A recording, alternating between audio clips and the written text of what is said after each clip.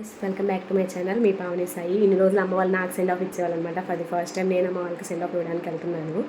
అయితే last time అమ్మ వాళ్ళ ఇంటి దగ్గర నుంచి మా ఇంటికి వచ్చేటప్పుడు కొంచెం కూడా ఏడవలేదు, ఎందుకంటే అమ్మ వాళ్ళే నన్ను డ్రాప్ చేయడానికి వచ్చారు కాబట్టి. ఇప్పుడు నన్ను డ్రాప్ చేయడానికి వచ్చిన అమ్మ వాళ్ళు ఇంటికి వెళ్తున్నారనమాట. ఏడవకూడదని గట్టిగా ఫిక్స్ అయ్యా, కానీ లాస్ట్కి ఏం జరిగిందో తెలియదు. మీరైతే ఈ వీడియో మొత్తం చూసేయండి. స్టార్ట్ అయ్యే వరకు సైలెంట్గా ఉన్నా, వన్స్ స్టార్ట్ అయ్యాక మనసులో ఎక్కడో చిన్న బాధ ఉందన్నమాట. మా మమ్మీ కళ్ళలో అయితే నీళ్ళు తిరిగిపోయాయి. ఆ తర్వాత మేము కాంప్లెక్స్ దగ్గరికి వెళ్ళాలి.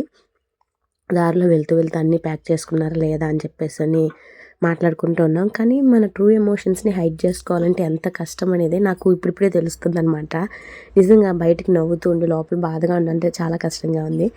అండ్ అక్కడ చూసారు మా మమ్మీ డల్గా ఉంది. కెమెరా ఆన్ చేసాకే చిన్న నవ్వుతుందనమాట. యాక్చువల్లీ మా మమ్మీకి రింగ్ వచ్చిందని చెప్పి నవ్విస్తూ ఉన్నాను, ఎందుకంటే చిన్న డైవర్షన్ అనేది కావాలి కదా మన బాధని హైడ్ చేసుకోవడానికి. అక్కడైతే అన్ని బస్సులు వస్తున్నాయి, కానీ మా అమ్మ వాళ్ళు ఎక్కాల్సిన బస్సు మాత్రం రాలేదు. అలా బస్ స్టాప్లో వెయిట్ చేస్తున్నాయి. యాక్చువల్లీ కాంప్లెక్స్ దగ్గర ఒక రావి చెట్టు ఉందనమాట.